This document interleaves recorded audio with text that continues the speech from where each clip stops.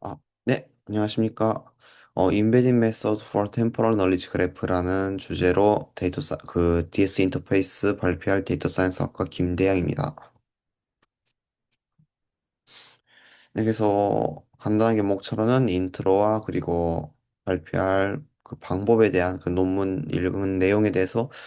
발표하는 순서대로 진행을 하겠습니다.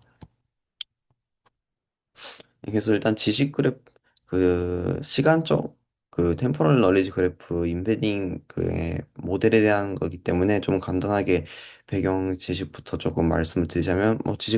그래프는 이렇게 조금 그 현실 세계 정보와 그 사이의 관계를 그래프로 표현한 것이고 이제 핵심 구성 요소로는 기존의 그래프와 같이 엔티티란 그리고 관계 리레이션이 있고 어 대체적으로 주어 목적어라고 불리기도 하는데, 이러한 개체와 관계가 모여서 이제 주어와 그리고 관계, 그리고 그 화살표 대상이 되는 이쪽이 목적어 돼가지고 이제 주어, 관계, 목적어 이렇게 세 개의 구성 요소를 토대로 트리플이라고도 말을 하기도 합니다. 그래서 이후에 이 지식 그래프라는 것 자체가 이제 완성되었을 때 완전하지 않기 때문에 그 사이에 이제 숨겨진 그러한 개체 사이의 관계를 예측하는 링크 프레딕션을 토대로 완성하는 이제 논리지 그래프 컴프리션이라는 태스크도 존재를 합니다. 그래서 이게 기존의 지식 그래프이고 이번에 다룰 시계열 그 시간적인 요소를 넣은 시계열 지식 그래프라는 것은 이제 그러한 지식 그래프에 시간적인 요소를 추가한 것이라고 보면 됩니다. 그래서 시간적 요소라는 것은 이렇게 어떻게 표현이 되냐면은 기존의 트리플로 주어 관계 목적어로 이제 되었던 그 기존의 지식 그래프에 이제 시간이라는 요소를 더해서 쿼드로 플로 어, 기- 나타나게 되고 이게 기본 구성 요소를 가지게 됩니다. 그래서 이제 왼쪽 사진처럼 이제 시간의 지남에 따라서 이제 사실들도 일어나는 사건이나 그런 것도 이제 현실 세계에서 바뀌기 때문에 좀 더 동적인 그러한 관계를 표현할 수 있는 지식 그래프라고 생각을 하면 됩니다. 그래서 시간적인 맥락을 고려해서 추론을 가능하게 하는 기존의 널리지 그래프 컴프리션에서 템포럴 널리지 그래프 컴플리션이라는 태스크도 존재를 하게 됩니다. 그래서 간단하게 이러한 시계열 지식 그래프 위에서의 링크 프레딕션을 통해서 그래프를 완성해 나간다는 태스크라고 생각을 하시면 될 것 같습니다. 그래서 이러한 템포럴 널리지 그래프를 사용함에 있어서 이제 임베딩을 할 텐데, 그러한 기존의 임베딩 메소드의 문제점이 무엇이었다고 하냐면은, 대표적으로는 이렇게 좀 세 가지를 꼽을 수 있을 것 같은데, 주기성, 계층성, 그리고 비대칭성이 있습니다. 주기성 같은 경우는 올림픽을 올림픽을 생각을 하시면은 간단하게 이제 특정 주기에 따라서 개최되는 것처럼 이렇게 반복되는 사실들에 대한 이벤트가 있을 것이고 그리고 계층성 같은 경우는 이러한 포함 관계 2024년 전체랑 2024년의 3월 같은 경우는 같은 직위를 가지고 있는 사람은 2024년에도 같은 직위를 가지고 있을 것이기 때문에 이러한 계층성 그리고 비대칭성이나 인과성 같이 시간의 흐름에 따라서 뭐 어떤 사건이 발생했기 때문에 다른 사건의 원인이 그 첫 번째 사건의 첫 번째 사건이 다른 사건의 원인이 되기도 하는 그런 인과성이나 아니면 선후관계가 있을 경우 그러한 비대칭성이나 인과성과 같은 이러한 여러 요소들이 복합적으로 존재를 했기 때문에 기존의 템포럴 놀리지 그래프의 인베딩에는 여러 모델들이 나왔지만 어, 하나의 모든 모델이 그 이러한 모든 문제점을 커버할 수는 없었다라는 게 기존의 여러 문제점으로 알려지고 있습니다. 그래서 오늘 발표한 논문 같은 경우도 어, 기존에 나왔던 좀 더 빠른 그 시기에 나왔던 두 모델이 이제 커버하지 못했던 문제점인 전이나 포함 관계라는 그러한 부분을 이제 보완을 해주는 그런 박스 T라는 2027 그 비교적 조금 최신에 나온 그러한 논문을 이제 새로운 해결 방안을 토대로 구현을 한 논문이 있었기 때문에 이 마지막 세 번째 부분에 대해서 발표를 하고자 합니다. 네, 그래서 리전 인클루전이라는 방법을 토대로 구현을 한 새로운 메소드를 제안을 하는 그 모델의 논문에 대해서 이제 발표를 해보도록 하겠습니다. 그래서 먼저 본격적으로 이제 논문 발표에 앞서 이제 리전 인클루전이 어떤 것인지에 대해서 조금 말씀을 드리자면은 그 배경에 대해서 말씀을 드리면 이제 기존의 인베딩 같은 경우는 이제 데이터 이제 값들을 벡터로 나타내게 되었습니다. 그래서 이러한 식으로 벡터로 이제 데이터를 나타내게 되었는데 리전 인클루전 메서드 같은 경우는 이제 개체와 관계가 그래프로서 존재를 하게 된다면 개체 같은 경우는 벡터 공간의 한 점으로 표현을 하게 되고 관계 같은 경우는 이제 특정한 영역 이러한 네모난 왼쪽에 보이는 상자같이 네모난 상자로 이제 영역 단위로 이제 표현을 하게 됩니다. 그래서 이러한 관계가 박스 형태로 표현을 된다고 하는데 그러면 어떻게 되는 그렇게 표현이 되느냐 하면은 이제 그 메인 아이디어 부분을 보면은 이제 개체 같은 경우는 방금 말씀드린 것처럼 하나의 점으로 되고 관계 같은 경우는 박스인데 그 박스가 뭐냐고 한다면은 이제 그 특정 조건을 이제 각 속성이 있을 텐데 그 그래프 요소로 보면 그러한 특정 조건을 만족하는 개체들의 집합으로 이제 다루어지게 됩니다. 그래서 특정 조건들을 만족하는 개체들의 집합이 이제 영역으로 표현을 되는데 그것을 이제 박스로 표현을 했다고 보시면 될 것 같습니다. 그래서 이제 상자 영역 안에 포함이 될 경우 그 주어나 목적어가 이제 개체였다는 것을 생각하게 될 때 상자 영역 안에 포함이 될 경우 죄송합니다. 주어와 목적어가 이제 상자 영역 안에 포함이 될 경우 참, 그리고 그 바깥에 떨어져 있을 경우에는 거짓으로 판단을 하게 됩니다. 그래서 이러한 리전 인클루전 메서드가 기존의 전위 관계, A가 B고 B가 C면은 A가 C다라는 그러한 전위 관계를 다룰 수가 없었는데, 예를 들어서 이제 평행이동이나 회전을 여기서는 말씀드리지 않았는데 이제 논문을 살펴보면은 이제 수식적으로 그러한 관계는 표현할 수 없다라고 수학적으로 이제 조금 증명이 되고 있어가지고 이러한 관계를 다룰 수가 없었는데 이제 이번 리전 인클루전 메서드 같은 경우는 포함 관계로 보기 때문에 전이 단계를 관계로 다룰 수 있습니다. 조금 더 좀 알기 쉽게 말씀드리면은 전체적인 동물 안에 포유류가 있을 것이고 그 안에 고양이가 있는 것처럼 그러면은 고양이는 그 동물이라고도 볼 수 있을 것입니다. 그러나 이러한 관계를 기존의 방법으로는 다룰 수가 없었기 때문에 이러한 공강적 포함이라고 이제 조금 바로 알기 쉬운 직관적인 개념을 통해 기존 모델이 다루기 어려웠던 논리 패턴을 이제 효과적으로 표현이 가능하도록 한 게 리전 인클루전 메소드라고 생각을 하시면 될 것 같습니다.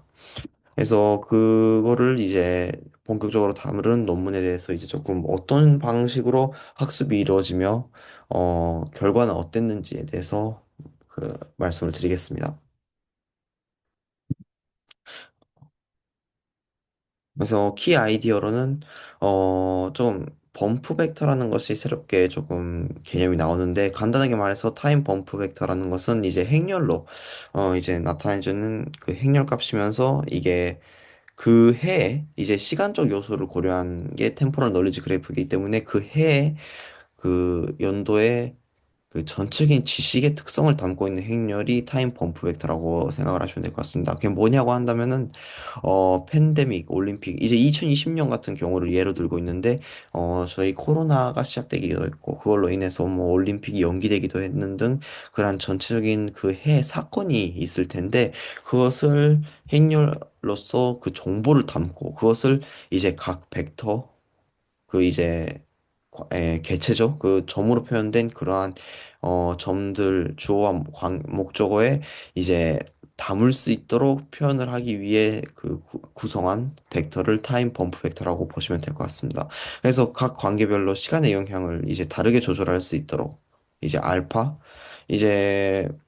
그러한 팬데믹이나 올림픽 연기와 같은 요소에 큰 영향을 받는 게 있다고 한다면 꼭 그렇지 않는 그러한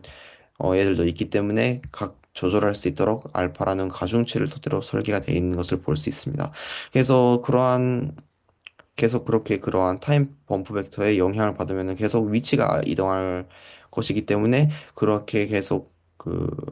합성 이제 가중되면서 최종적으로 위치가 결정이 되게 됩니다. 그래서 스코어링 펑션 같은 경우를 보면은 아이디어로는 이제 가장 객관적인 아이디어로 본다면 이 상자 안에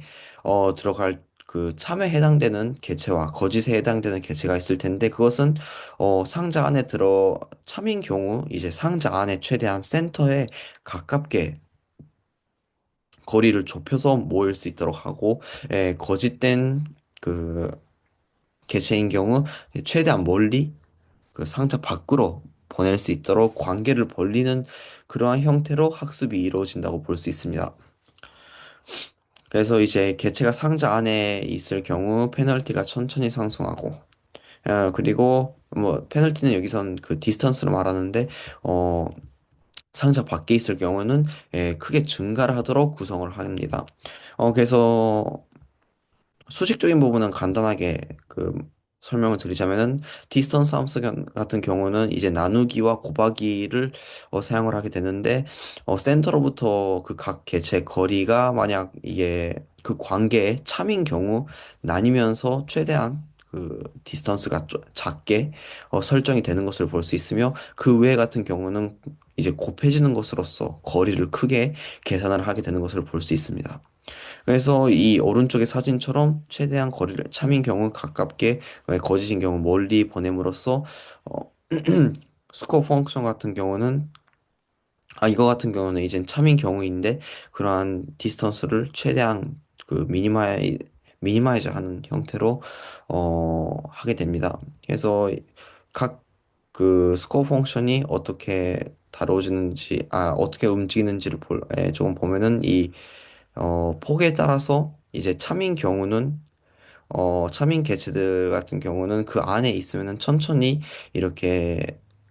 오른쪽 그래프 같이 이제 그 거리가 천천히 상승하다가 이제 이 지점에서 어,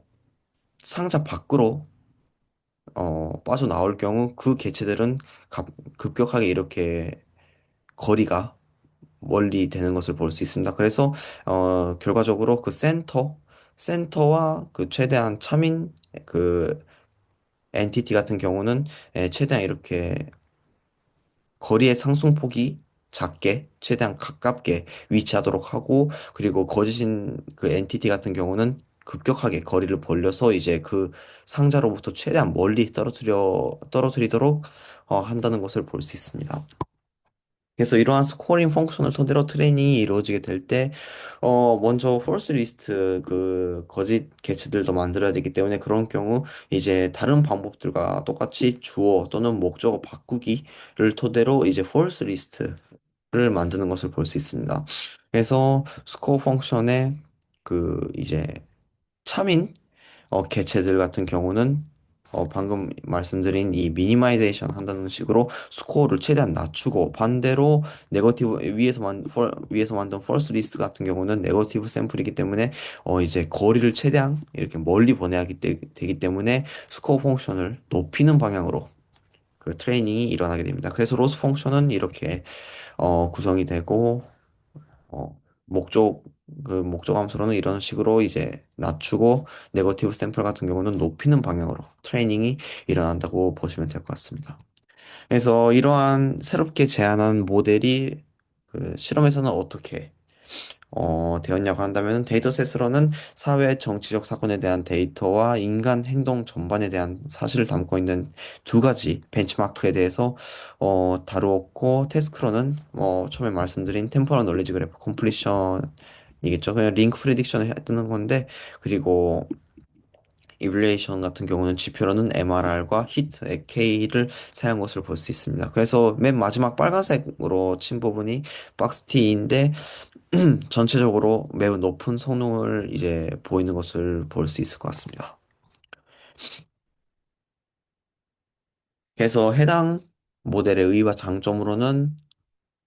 이제 관계와 특화, 이제 타임 범프 제일 처음에 말씀드린 이제 각 해의 요소를 담고 있는 타임 범프 때문에 각 개체마다 받는 가중치가 다르기 때문에 시간의 영향을 유연하게 모델링이 가능하다라는 것과 이 박스이라는 것은 여기서 말씀드리지 못했습니다만 템포럴 널리지 그래프 확장 이전에 그냥 널리지 그래프에 해당 리전 콘클루션, 인클루션 그 방법을 사용한 박스 2라는 모델이 있습니다. 그것을 시계열적으로 확장한 게 오늘 말씀드린 박스 T라고 아시면 될 것 같습니다. 그래서 높은 성능, 소타 수준의 성능을 달성했으며 데이터가 크고 복잡해서 모델링이 복잡한 그러한 데이터셋에 대해서 다른 모델과 이제 큰 차이로 능가하는 성능을 보이고 있다는 것을 알 수 있습니다. 이제 그리고 한계점으로는 이제 맨 처음에 말씀드린 것처럼 모든 그 템포럴 널리지 그래프의 인베딩에 문제점을 커버할 수는 없기 때문에 이 박스티 같은 경우는 합성 관계에 대한 모델링이 어렵다는 것을 알 수 있습니다. 그리고 해당 논문에서의 문제에 제시된 문제점인데 벤치마크 데이터셋의 부족으로 이제 고차항의 시계열 지식 그래프 좀 데이터가 조금 고차항으로 여러 요소들이 많은 그러한 데이터셋에 대해서는 이제 테스트가 부족하며 해당 영역에서는 어느 정도 잠재력이 있을지에 대해서는 검증하지 못했다는 한계점을 해당 논문에서는 들고 마치고 있습니다. 네, 그래서 이거 같은 경우는 마지막으로 제가 참고한 논문 레퍼런스입니다. 이상으로 발표를 마치도록 하겠습니다. 감사합니다.